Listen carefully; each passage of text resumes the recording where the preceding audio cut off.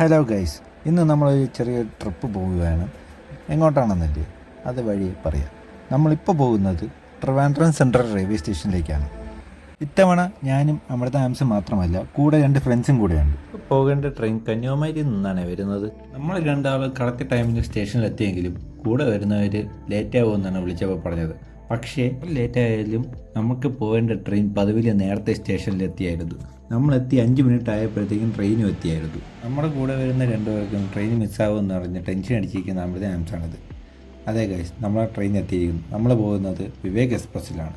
അതായത് ഇന്ത്യയുടെ southern most tip എന്നറിയപ്പെടുന്ന കന്യാകുമാരിയിൽ നിന്നും നോർത്ത് ഈസ്റ്റ് എഡ്ജ് എന്നറിയപ്പെടുന്ന ആസാമിലെ ഡിർബുഗർ വരെ പോകുന്ന ട്രെയിനാണിത്. അതുകൊണ്ട് 4789 കിലോമീറ്റർ സഞ്ചരിക്കാൻ മോർ ദാൻ 3 ഡേയ്സ് എടുക്കുന്ന ഇന്ത്യയിലെ തന്നെ ഏറ്റവും ലോങ്ങസ്റ്റ് ട്രെയിൻ റൂട്ടാണ് വിവേക് എക്സ്പ്രസിൻ്റേത്.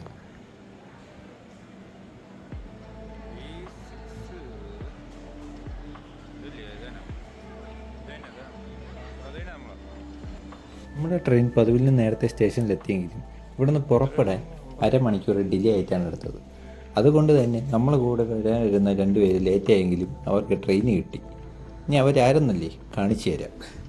ഇവരാണ് ഗൈസ് ആ 2 പേര്, ഷഹനാസും ഷബാനയും. ഷഹനാസ് ഒരു വൈൽഡ് ലൈഫ് ഫോട്ടോഗ്രാഫറാണ്, അതേപോലെ ഷബാന ഒരു യൂട്യൂബറുമാണ്. ഫസ്റ്റ് ഡേ ബോറടി മാറ്റാൻ വേണ്ടിയിട്ട് നമ്മൾ ഷഹനാസിൻ്റെ ജംഗിൾ സഫാരിയിലെ കഥകളും ഫോറസ്റ്റിലെ കഥകളൊക്കെ കേട്ട് ഫസ്റ്റ് ഡേ നമ്മൾ തള്ളി നീക്കി.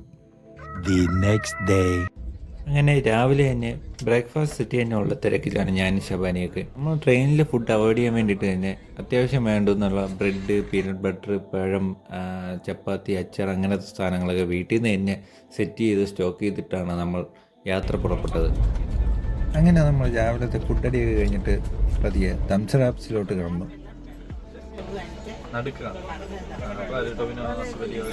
തംസറാപ്സ് ഇപ്പൊ കിട്ടിയോ? അവിടെ സീന് മനസ്സിലായി. സിനിമയിലെ പേരാണ് അറിഞ്ഞോടാത്ത.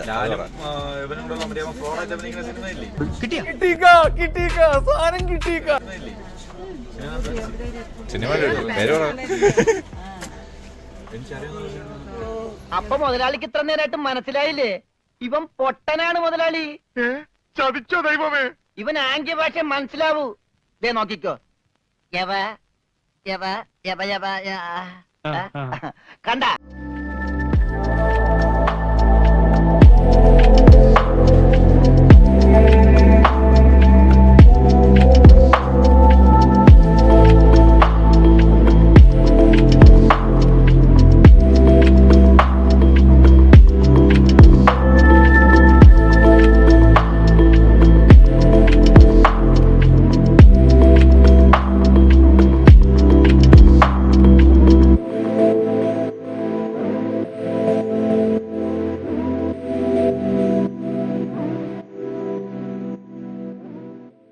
ഈ കാണുന്നതാണ് ഹൈദരാബാദ് പൂനെയൊക്കെ പോകുന്ന ഹൈവേ.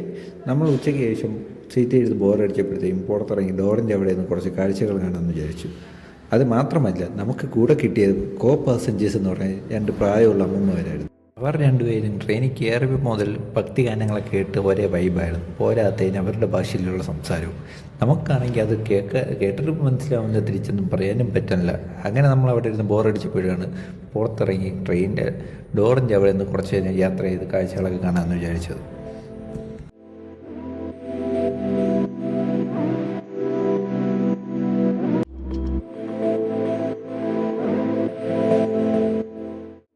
ഈ കാണുന്നതാണ് കൃഷ്ണ റിവർ. അതായത് ഇന്ത്യയിലെ തന്നെ ഏറ്റവും ലോങ്ങസ്റ്റ് റിവറുകളിൽ ഒന്നായിട്ടുള്ള റിവറാണിത്.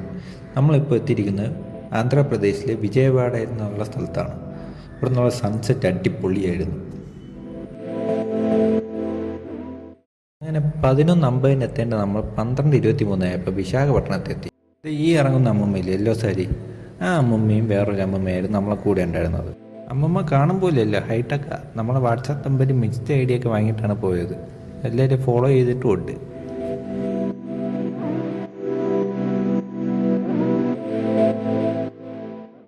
എന്തിനാണ് ഈ നട്ടപ്പാതിരയ്ക്ക് ഇറങ്ങി നടക്കുന്നതെന്നല്ലേ?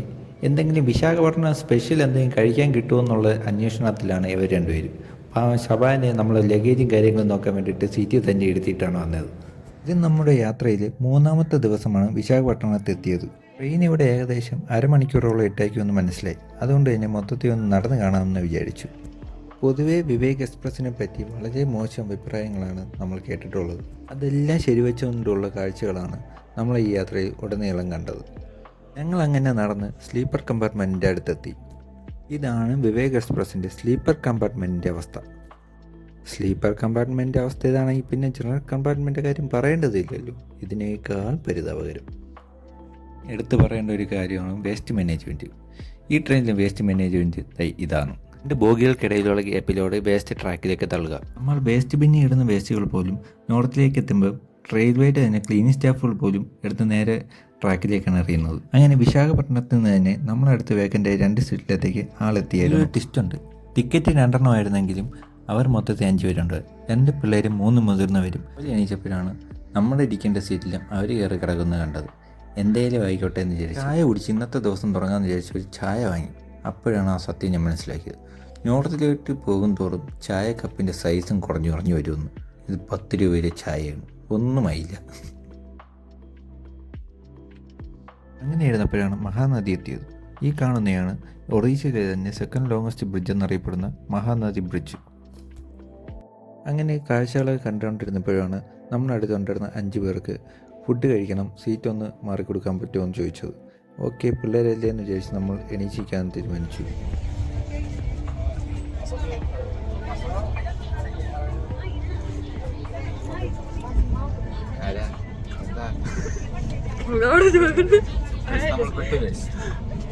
നമ്മള് സീറ്റും പിടകരൊക്കെ പോയി എണീപ്പിച്ചു വിട്ടു.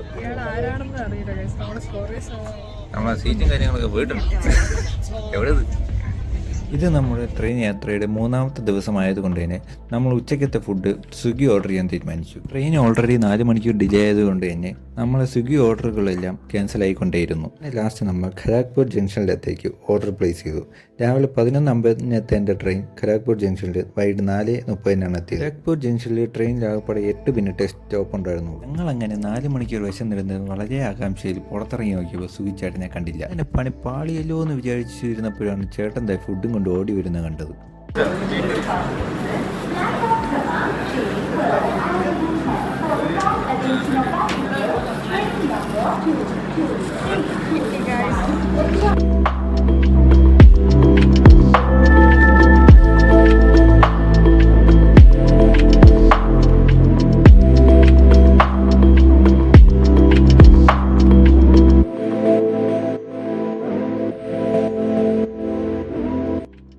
അത്രയും നേരം വെയിറ്റ് ചെയ്തിരുന്ന് വെറുതെ ആയില്ല എന്ന് തോന്നിയത് ഈ ബിരിയാണി കഴിച്ചപ്പോഴാണ്. ഞാൻ ഈ ജന്മത്തിൽ ഇത്രയും ടേസ്റ്റുള്ള ഒരു ബിരിയാണി കഴിച്ചിട്ടില്ല ഇതിനു മുമ്പ്. ഇത്രയും വിശന്നിടുന്നത് കൊണ്ടാണോ എന്നറിയില്ല, എല്ലാം വളരെ പെട്ടെന്ന് തീർന്നു.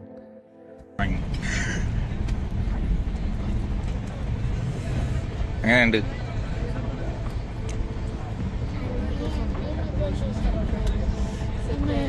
ഫുഡ് കൊള്ളായിരുന്നു. നമ്മൾ വിചാരിച്ച പോലെ നോർത്തിലെ ഫുഡ് തീരെ കൊള്ളൂലെന്നൊന്നുമില്ല. കഴിക്കാൻ പറ്റുന്നൊരു ടേസ്റ്റും ഒരു രസമൊക്കെ ഉണ്ടായി. ട്രെയിനിനകത്തുള്ള സ്ഥിരം കാഴ്ച ഇതേപോലത്തെ ഓരോരോ വെറൈറ്റി സാധനങ്ങൾ അങ്ങോട്ടും ഇങ്ങോട്ടും കൊണ്ടുപോകുന്നത്. ഇതിൻ്റെ പേരെന്താണെന്നുള്ളത് എനിക്കറിയില്ല. അറിയാമെന്നുള്ളവരുണ്ടെങ്കിൽ കമൻറ്റ് ചെയ്യുക. എന്താണേലും അതൊന്ന് വാങ്ങി ട്രൈ ചെയ്യാമെന്ന് വിചാരിച്ചു.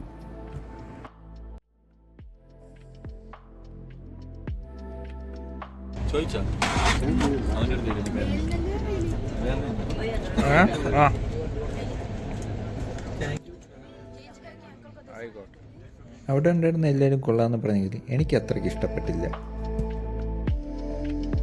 ഞങ്ങളങ്ങനെ കാഴ്ചകളൊക്കെ കണ്ട് റിലാക്സ് ചെയ്തിരുന്നപ്പോഴാണ് സീറ്റിൻ്റെ പേരിൽ അടുത്ത പ്രശ്നം. പിന്നെ ഒന്നും നോക്കിയത് റെയിൽ മതത്തിൽ കയറി കംപ്ലയിൻറ്റ് രജിസ്റ്റർ ചെയ്ത് 2 മിനിറ്റ് പോലീസ് വന്നു.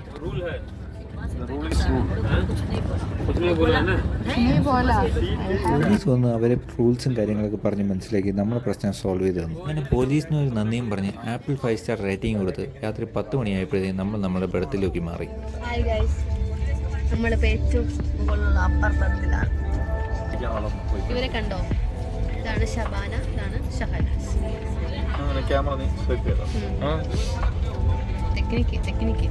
ടെക്നോളജി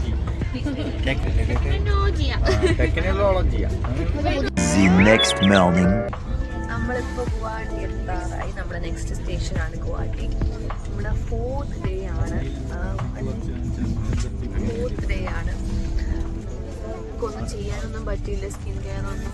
ട്രെയിനിലായിരുന്നു 4th ഡേയും. അപ്പം എത്താറായി. നെക്സ്റ്റ് ടൗൺ കൊള്ളായിരുന്ന ട്രെയിനൊക്കെ ദുരന്തമായിരുന്നു. കുറച്ച് പ്രശ്നങ്ങളൊക്കെ ഉണ്ടായി. കാണാം. ഇവരിവിടെ എന്തൊക്കെയാ ചെയ്യുന്നു? നമ്മളൊന്നും ചെയ്യുന്നില്ല guys. എന്റെ കൈ കണ്ടോ, വെറുതെ ഇരിക്കുവാണ്. ഞാൻ ഫോട്ടോ എഡിറ്റ് ചെയ്യുന്നു ഗൈസ്. പുലിയെ കാണും ഗൈസ്. ഇന്ന് ലെപ്പേർഡ് ഡേ ആണ്. ഞാൻ കഴിഞ്ഞ ആഴ്ച പുതിയ പിടിക്കാൻ പോയിരുന്നു. International leopard. നമ്മൾ ലെപ്പേർഡിന്റെ ഫോട്ടോ എഡിറ്റ് ചെയ്തു.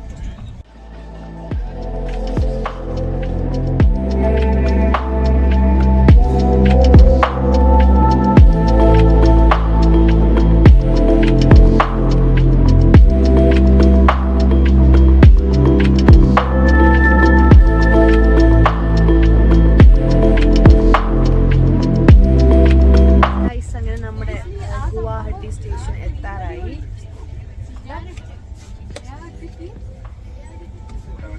നമ്മൾ എത്താറായി ഗൈസ്. നമ്മൾ പെട്ടിയൊക്കെ ഇട്ടു.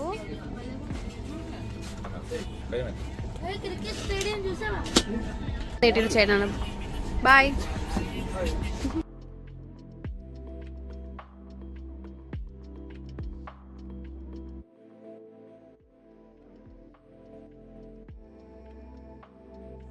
അങ്ങനെ അവസാനം രാവിലെ 9 മണിക്ക് എത്തേണ്ട നമ്മൾ ഉച്ചയ്ക്ക് 1:30 ആയപ്പോഴത്തേക്കും ആസാമിലെ ഗുവാഹട്ടിയിൽ എത്തിയിരിക്കുകയാണ് സുഹൃത്തുക്കളെ. നമുക്ക് ട്രെയിനിൽ നിന്നും ഒരു ആസാമി ഫ്രണ്ടിനെ കിട്ടിയായിരുന്നു. പുള്ളി കഴിഞ്ഞ 10 കൊല്ലമായിട്ട് കേരളത്തിലാണ് ജോലി ചെയ്യുന്നത്. അതുകൊണ്ട് തന്നെ പുള്ളിക്ക് നന്നായിട്ട് മലയാളം അറിയാം.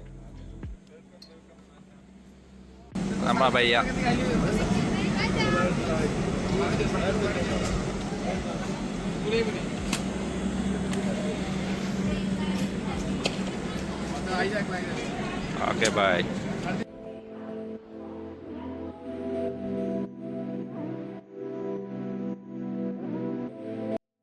ഗുവാഹട്ടിയിൽ നിന്നും ഷില്ലോങ്ങിലേക്കുള്ള യാത്രയും വ്യത്യസ്തമായ ഷില്ലോങ് കാഴ്ചകളുമായിട്ട് നമുക്ക് അടുത്ത പാർട്ടി കാണാം.